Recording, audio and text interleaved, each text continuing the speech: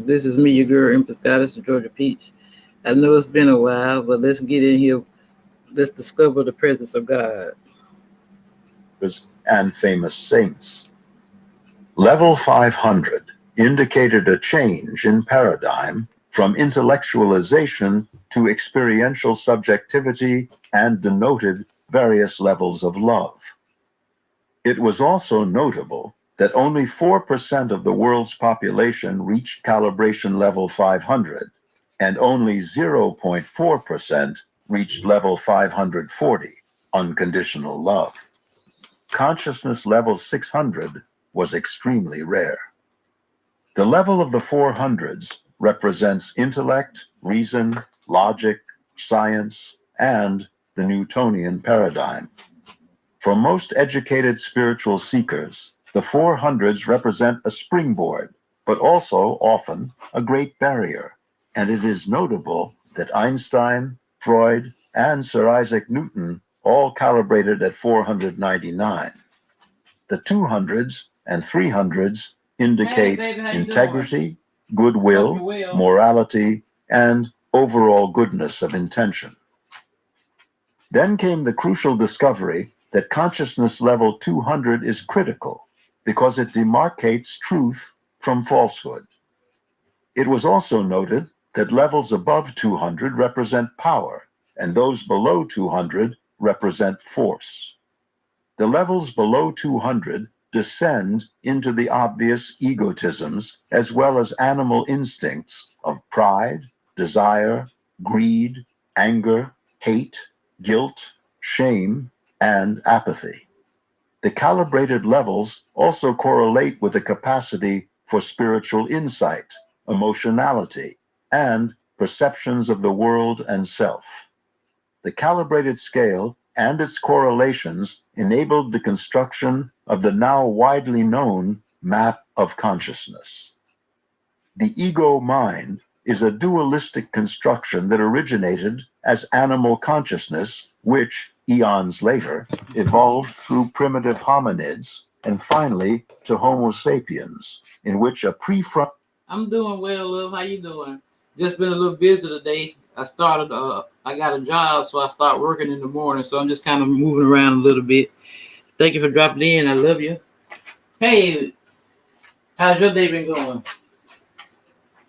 Cortex was added to the old animal brain, providing the capacity for linear conceptual thought.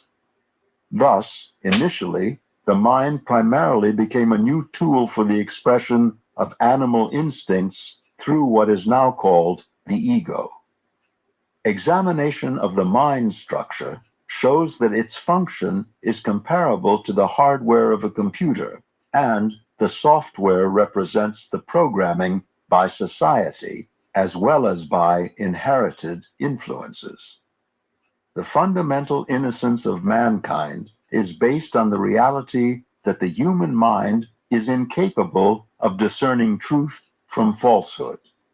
It has no innate defense against the utilization of its hardware to play any introduced software program without prior approval, discernment, or options of the will, for instance, the impact of the media. Due to the nature of the software and the underlying hardware, the mind's primary illusion is the differentiation of consciousness into a basic duality of a personal I, ego, self, as being separate from the infinite self as the source of consciousness awareness. In this illusory error, the ego identifies with content instead of context, and is therefore subject to the vicissitudes of animal motives, feelings, and faulty intellection. The calibrated level of consciousness indicates the degree of impairment of the capacity for recognition of reality by substitution of perception, distortion, and the misidentification of appearance with essence. Also of great interest was the discovery that every single action, feeling, or thought registers permanently beyond time and space in the all-encompassing contextual field of consciousness. Therefore, any event, whether a thought, feeling, or action, is forever identifiable and retrievable by appropriate means, such as the consciousness calibration technique. The fields of consciousness consist of energy vibrations whose patterns leave a distinguishable track and are experienced as subjectivity. Out of the patterning of the vibrational track arise the forms inherent in karmic consequences of acts of the will. The dualistic structure of the ego stems from the core factor of linear positionality. A centralizing image of a personal self emerges as the belief of an individual personal self as an agent, that is, the thinker of thoughts, the doer of actions, and the repository of guilt and self-blame. Some qualities are rejected and become buried in the unconscious, along with their emotions, which are the residuals of animal instincts. Only after evolution to consciousness level 200 does an etheric brain emerge that is functionally capable of spiritual awareness, intention, and karmic responsibility. Naively, personal consciousness identifies the self with body, mind, and emotions. Then, by good fortune, or as a result of karmic merit, spiritual truth is heard and becomes inspirational, and, with further good fortune, a spiritual teacher is encountered. The high vibrational frequencies of the teacher's aura activate the nascent, etheric, higher spiritual bodies in the spiritual student. The activation of the etheric brain in higher spiritual beings is a consequence of the rising of the Kundalini, or spiritual energies, which results not only in the formation of higher spiritual bodies and the etheric brain, but also actually changes the physiology of the human brain, which now tracks incoming stimuli differently. The person becomes more right-brain. Below consciousness level 200, an incoming stimulus is rapidly radiated to the emotional centers, whereas in a spiritually oriented person, the faster track goes from stimulus to prefrontal cortex and then to the emotional center. In highly evolved spiritual people, the incoming information is processed through the etheric prefrontal cortex and then goes by induction to the physical neuronal circuits in the brain. Below consciousness level 200, animal reactivity predominates as transmission of the incoming information via the prefrontal cortex is slower than the direct route to the emotional center. Thus, below 200, the mind is set for fight or flight, or stress responses that disrupt the energy flow through the acupuncture system and are reflected in a negative kinesiological response. Above 200, the processing results in a greater feeling of inner peace and harmony, and the brain neurotransmitters release endorphins rather than adrenaline. Refer to brain physiology chart as discussed in Chapter 6. With activation, spiritual energy now flows up the chakra system, out of the base of survival and sexuality, through the spleen of the dark side of emotionality, and up through the solar plexus to activate achievement, aggressive acquisition, and wantingness.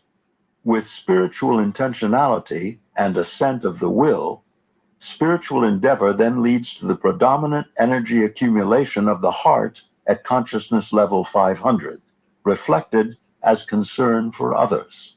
Further purification leads to unconditional love, which calibrates at 540. The high 500s represent joy and ecstasy, leading to 600, the level of peace, and the classic opening of the third eye of discernment of the Buddhic, etheric, spiritual body. The consciousness level of mankind evolved very slowly over the millennia. Lucy, presumably the progenitor of all developmental lines of hominids, emerged approximately 3 million years ago at calibration level 70.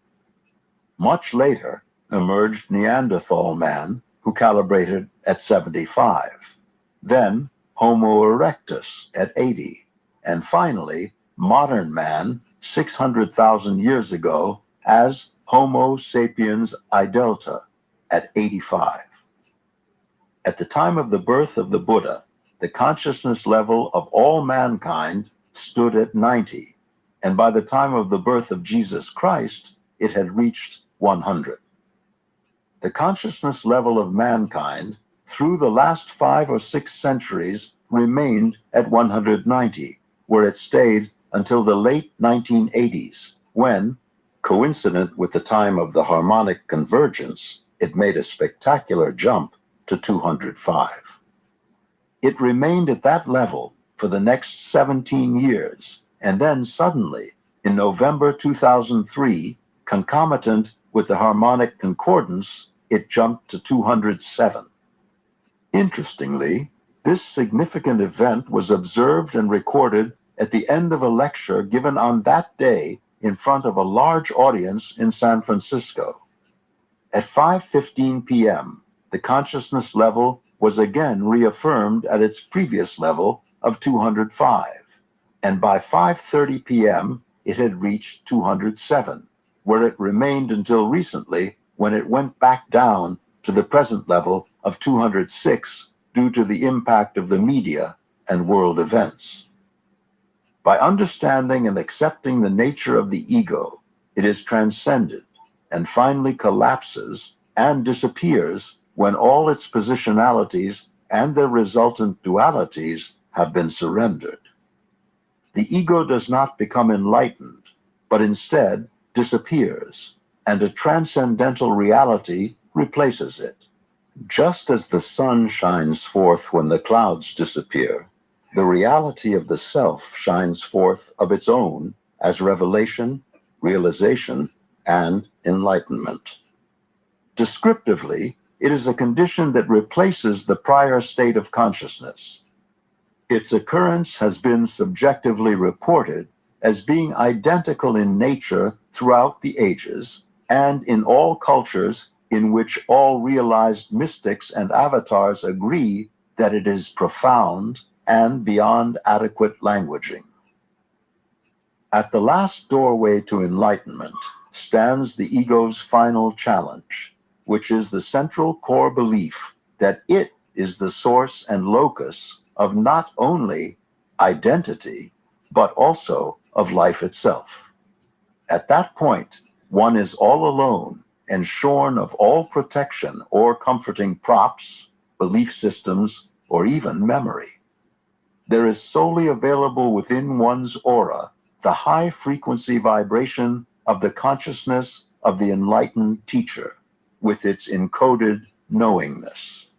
The last step is intuited as a finality from which no turning back is possible, and thus there is consternation at the absoluteness of the finality.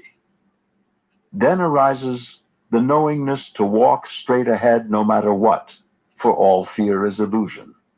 As this last step is taken by the spiritual will, death is experienced, but the fierce anguish lasts for only a few moments.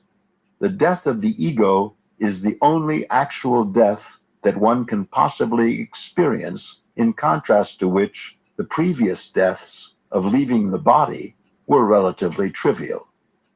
The experience of death is terminated by awe at the revelation of the ultimate reality. And then even the awe disappears, and the self transcends the duality of existence versus non-existence, allness versus nothingness, and omnipresence versus void.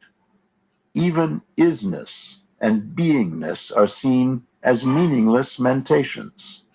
The state of infinite love dissolves all languaging, nouns, adjectives, and verbs, for the supreme is beyond names or divisions. The peace of the silence is the subjectivity. Curiously, the body continues to function on its own without any internal doer. Action occurs of its own without volition or intention. There is the realization that potentiality manifests as the emergence of evolution as the phenomenon of creation by which the unmanifest becomes manifest. Reality is then realized as context rather than just content.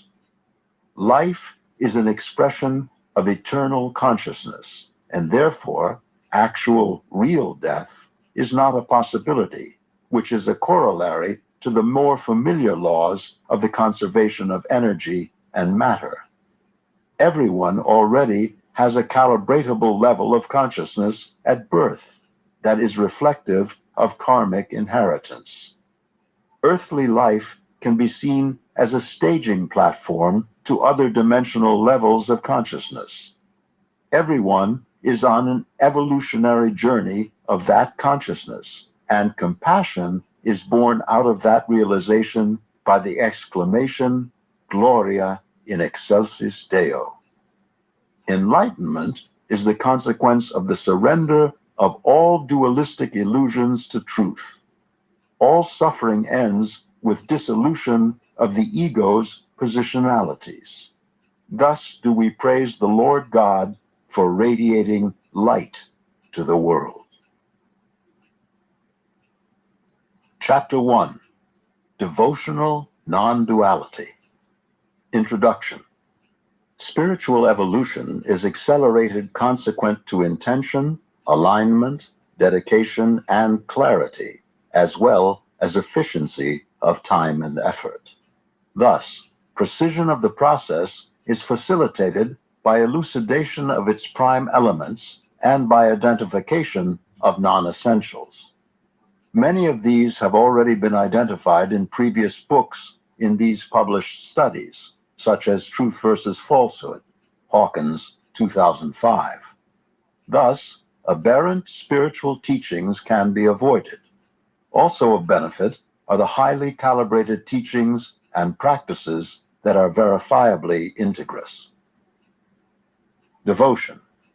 Spiritual commitment is energized by the alignment of the spiritual will, calibration level 850, with the attributes of divinity, which are truth, love, compassion, wisdom, and non-partiality. Devotion prioritizes one's life and attracts that which is of assistance. To be a servant of God is a dedication whereby the goal takes precedence over all other positionalities, attractions, or distractions. By devotion and commitment, the pathway unfolds, and revelation supplants presumptive cause and effect acquisition. It could be languaged that the dedication is quite powerfully yang by intent, but yin by fulfillment as a process. All actions become recontextualized, and their spiritual essence begins to shine through appearances. Devotion also expresses as selfless service, whereby peeling the potatoes is no longer a chore, but an act of love because it has been sanctified by intention. Eventually, all action is dedicated as an act of worship. Devotion opens up vision, which replaces perception. Only by the surrender that accompanies devotion does intended action reveal itself to be a spontaneous unfolding of the evolution of creation itself.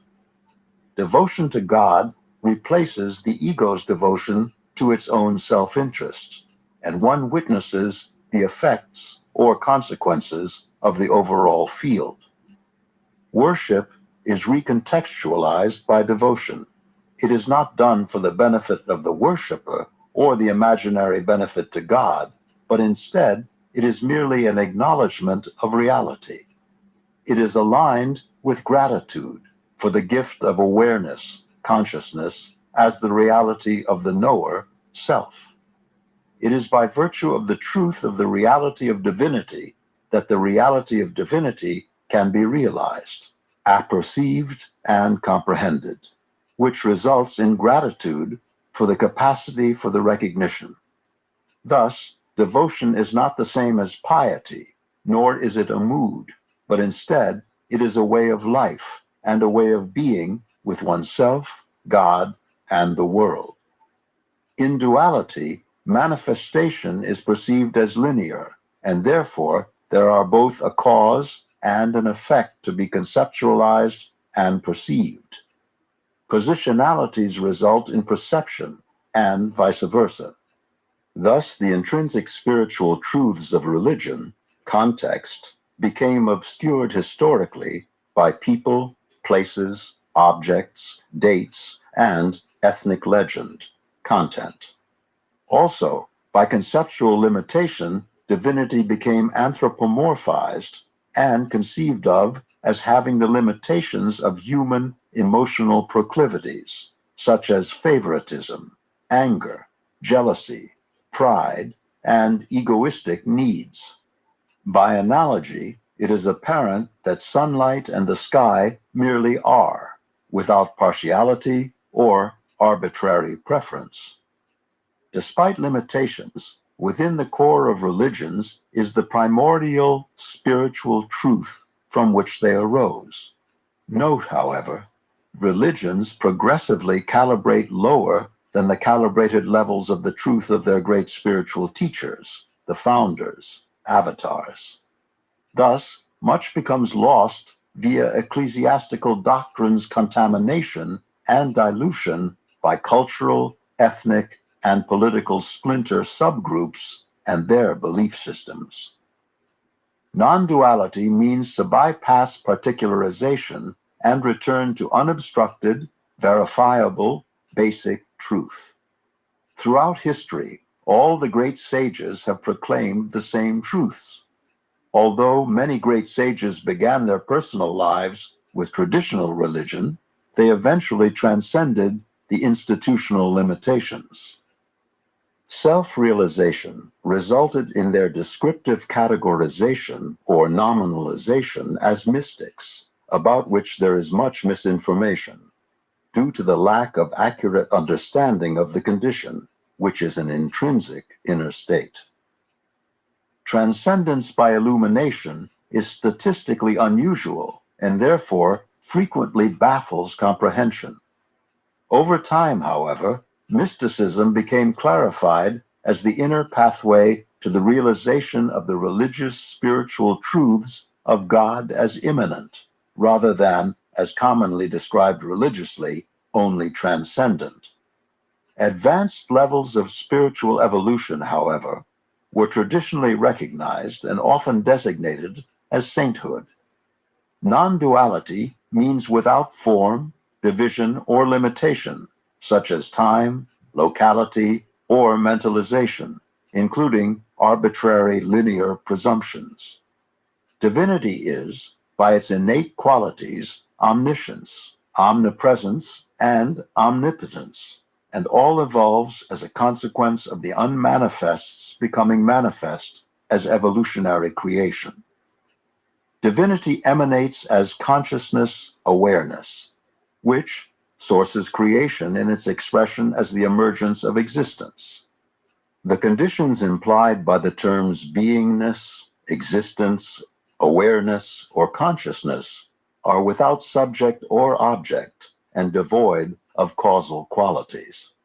The nonlinear is therefore a field of infinite power by which manifestation emerges as the consequence of potentiality, which itself is an expression of creation. Within that which is perceived is the unseen as the source of all that exists. Devotion to non-duality. If in reality there is no separate this, me, or elsewhere that, God, how do the illusions of the unreal become replaced by the real? The way is not by acquiring even more information or knowledge about God, but instead by surrendering all suppositions. The core of devotion is humility and the willingness to surrender all belief systems and illusions of I know. The realization of the presence of divinity unfolds of its own when the ego and its perceptual positionalities are surrendered. To know, it is necessary to drop the limiting impairment of the illusion of knowing about. The mind collects knowledge, facts, and mentations that are limited by context and paradigm of mentalization. The realization emerges from a paradigm different from that of the linear conceptual mind. Thus, mind is replaced by mind. While mind is talkative, mind is silent and unmoving. Yet do all seeming things move within it. In contrast, evolution appears to ordinary mind as the consequence of cause and effect, because of the perceptions of form, time, and change. Thus, spiritual evolution means to move from identification with content, linear mind, to context, nonlinear mind. Spiritual evolution in itself brings forth the transformation in the non-form of realization, which is beyond conceptualization or languaging, and instead becomes apparent and dominant without the necessity of thought.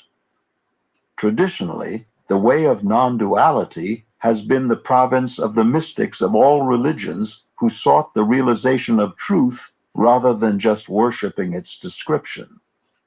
The Buddha thus became perhaps the most well-known and prominent example of the inner journey, whereby the illusory world of the ego's Maya is transcended and dissolved by the surrendering of attachments to the sensory linear perceptions that camouflage the unity and oneness of creation. It is the invisible presence of the non-linear within the linear that gives it reality. In the Hindu tradition, the Sanskrit term for non-duality is Advaita, as exemplified by Vedanta, and in the Islamic religion, the non-linear mode is exemplified by the Sufis. In Christianity, Jesus taught that heaven is within you, and the great Christian mystics, Unio Mystica, were given recognition as saints. Their inner spiritual struggles have been recorded in their autobiographical accounts and have been inspirational and revered over the centuries. Common to all the above is the core of intense devotion that signifies total commitment to divinity as both the means and the end. An unnecessary deterrent to devotees of the inner path in traditional Christianity was the ecclesiastical condemnation of the ego's proclivities as sin, rather than as merely developmental delays or obstacles of consciousness itself. As becomes apparent, the ego's original evolutionary purpose was merely to ensure survival in the animal world, which therefore required linear identification of friend from foe, edible from inedible, and so on.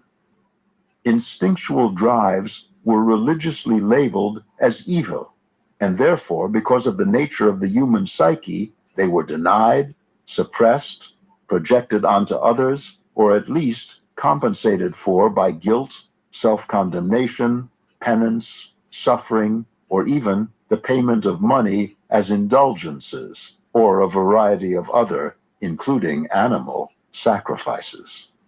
These guilty self-condemnations were also a consequence and in accord with primitive views of God as being angry and destructive and therefore having to be appeased. The depictions of really a satanic version of God reached their most grotesque demonstration in the Aztec and Mayan religions, which required the constant sacrifice of endless thousands of humans, especially the innocent young, whose hearts were cut out while they were still beating. Such extremes are still actively pursued by fundamentalist factions of religious extremists, such as today's pursuers of theocratic totalitarianism, for example, ritualistic beheading. Because of the proclivity of the human ego mind to embrace very severe error, the Buddha recommended avoiding the use of the term God altogether. In devotional non-duality, the likelihood of error is bypassed by devotion to the essential non-linear qualities of divinity itself, such as compassion, oneness, love, truth, omniscience, eternal, infinite, omnipresence, and omnipotence, beyond form, place, time, human instincts, or emotions. Divine justice rules as a consequence of its intrinsic, innate qualities of infinite power, and is not limited by positionalities or volitional qualities. Thus, divinity is not to be feared, but instead highly respected and revered. When the evil depictions of the ego are transcended, it is then no longer necessary to try to escape it, overcome it, attack it, or project it either onto others or onto God. While the primary prerequisite for adherence to religion is faith, the essential required qualities needed for following the pathway of non-duality are humility, surrender, and devotional dedication to the pathway.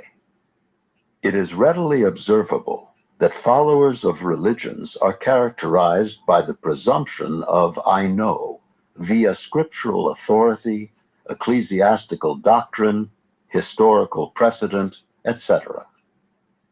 In contrast, the spiritual devotee of non-duality starts from the basic, more truthful position, I, of myself, don't know.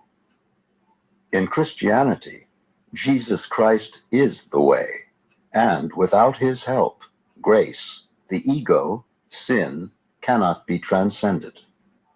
Although heaven is within you, its reality is not realizable without a savior because of the sheer tenacity of the ego. Thus, Jesus taught the way to salvation. In contrast, the Buddha taught the pathway to enlightenment, which, however, was not possible to realize without the grace of the enlightened teacher. The traditional spiritual devotee usually combines the approaches of both faith and self-inquiry. Christianity, Islam, and Judaism emphasize divinity as transcendent. The mystics of the world's great traditions focus instead on the realization of divinity as immanent. Whether God is conceived of as transcendental, immanent, or both is a province of res interna, and the realization that God is both immanent and transcendent, res externa, extensa, is a consequence of the realization of the self and enlightenment. Discussion. Question. What is different about the pathway of devotional non-duality compared to traditional teachings? Answer. It is characterized by the elimination of all trappings and non-essentials, for time is short and narrow are the gates. It is therefore not pertinent to the past, doctrine, dogma, historical rituals, personages, events, or belief systems. Empowerment is from within, by assent of the will.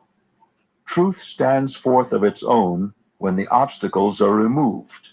The call is from within rather than a response to exhortation from without. The source is both the initiator as well as the destination. Spiritual information is now available for the first time, that throughout history has never before been accessible. The capacity to identify truth from falsehood and the degree of its expression is now a major asset and advantage. According to consciousness research, the likelihood of reaching enlightenment is now approximately 1,000 times more likely than it was in the past. Question. But is not the quest for enlightenment difficult or even obscure? Answer. It is no longer as difficult. There is much greater clarity about the structure, origin, and evolutionary mechanisms of the ego. Its function no longer needs to be obscured by moralistic religious denunciation. Pejorative religious terminology of the ego mind's evolutionary propensities created intimidation and fearful guilty resistance, and therefore great reluctance to really look inside oneself.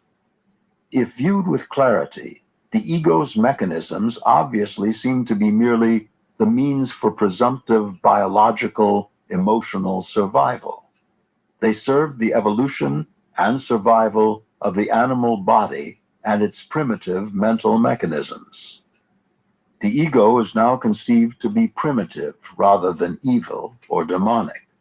In human ego psychology, that which is given severely pejorative labels tends to become repressed, or at least suppressed, as well as denied, rejected, and projected onto the world, other people, and even onto divinity.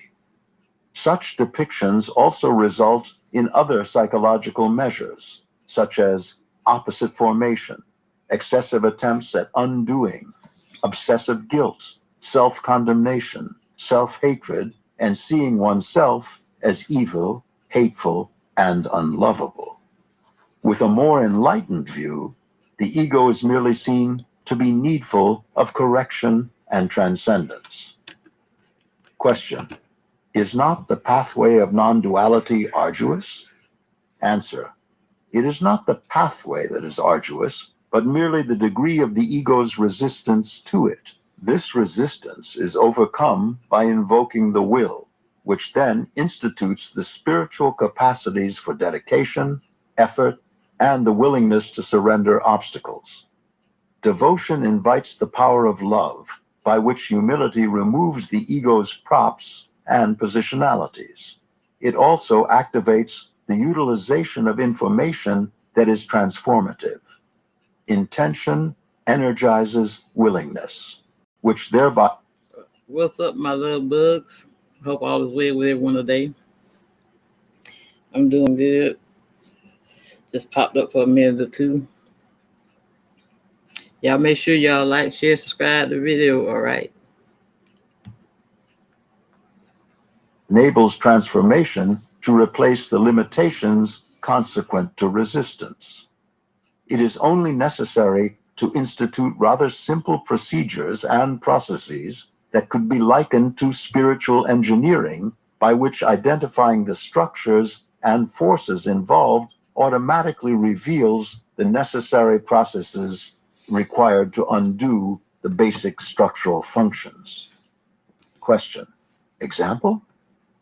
Answer: a person feels trapped by what is believed to be a worldly goal, such as money, fame, or possessions.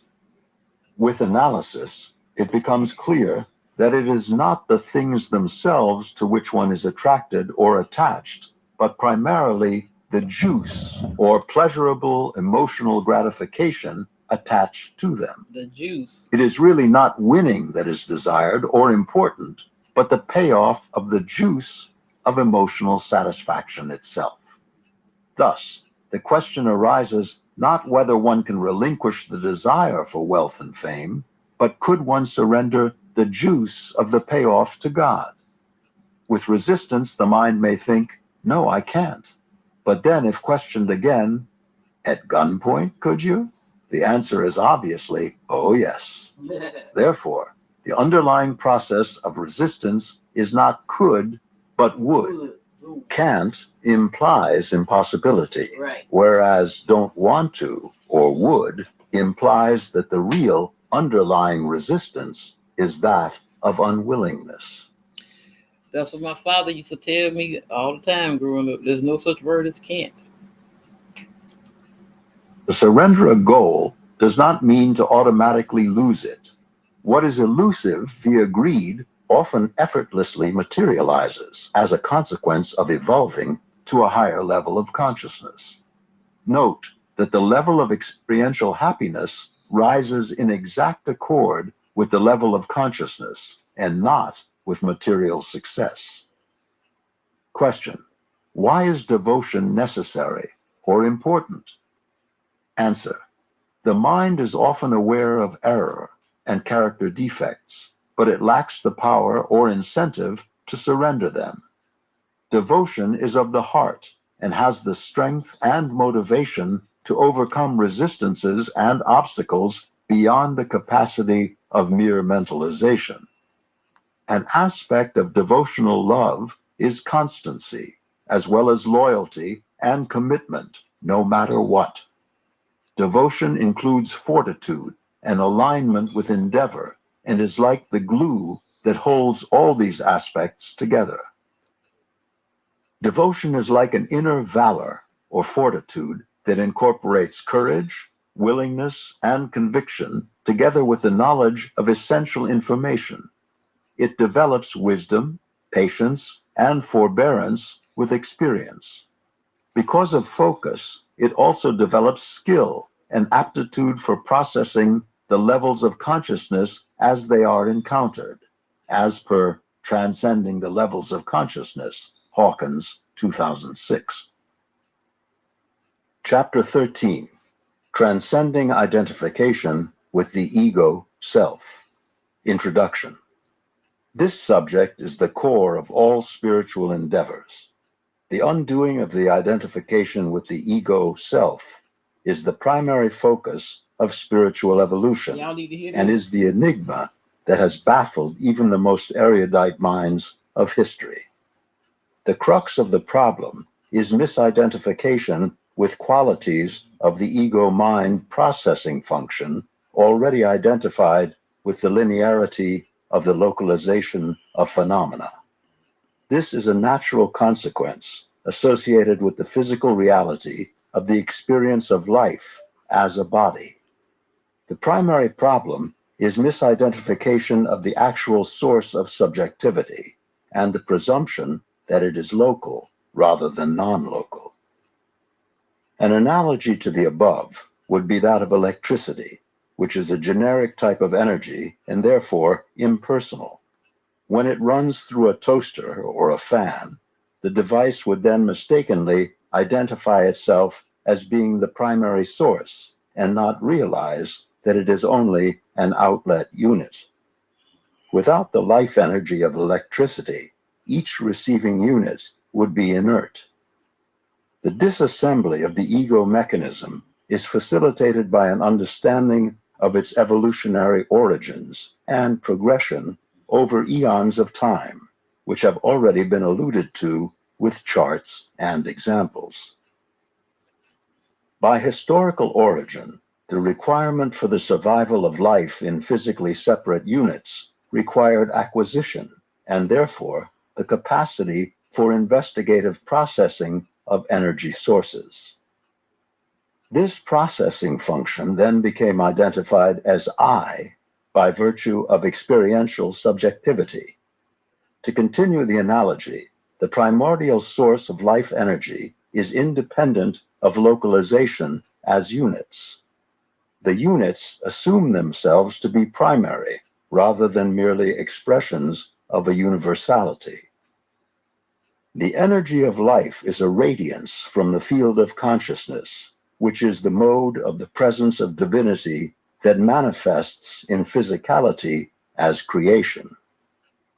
The capacity for enlightenment is merely a consequence of consciousness returning to its source, which is divinity immanent as self. The ego self identifies with its various functions and qualities and labels them by ownership as me and says, that is who I am. This results in the vanity of authorship, an error that originated during evolution as a consequence of identification with the experience of the senses. Thus comes about a typical conclusion that I itch instead of the body itches. The same error of authorship ownership occurs with feelings and thoughts, in that the witness identifies with the subject and the content of the experiencer. The experiencer function is an information probe that collects linear data and therefore is an it and not a me. It is a functional processing unit similar to the senses of smell or touch. Thus, the Buddha spoke of man as having 6 senses instead of 5, and contextualized the brain as a sensory organ of sensation, perception, and information processing.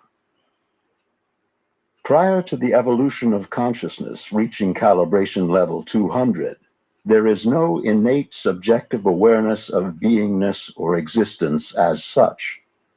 Living organisms experience the qualities of their existence without realizing the reality of existence, isness, or beingness. Although it is not innately conscious and substitutes experiencing in lieu of the awareness of existence.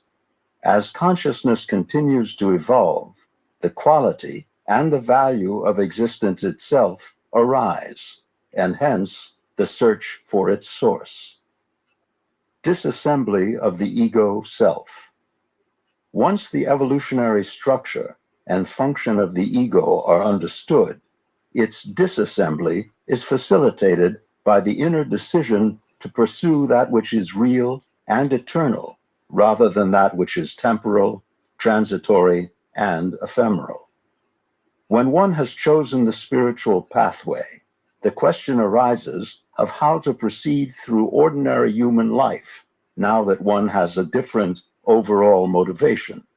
It will be found that as a consequence, it is not usually necessary to initially abandon ordinary life, but instead to recontextualize it. Curiously, the degree to which one values one's own life determines the answer. Those who see it as a precious gift do not wish to waste it on that which is trivial and transitory, for the demise of the physical body is an inevitable certainty. The pleasures of life can be accepted as a gift while rejecting becoming attached to them. In the past, especially during the era of Gothic religionism, piety was equated with penance, guilt, poverty, sackcloth, and ashes. A more effective form of renunciation is to relinquish the projection of value onto the world and its overvaluation. Worldly success still occurs, but is accepted with gratitude instead of pride, and humility allows continuation in the world without egoistic perceptual projections. Rejecting the seduction of the activities of the mind and its endless operations is the most effective and ultimate renunciation. Upon even casual observation, one... All right, I'm going to stop here for now. As always,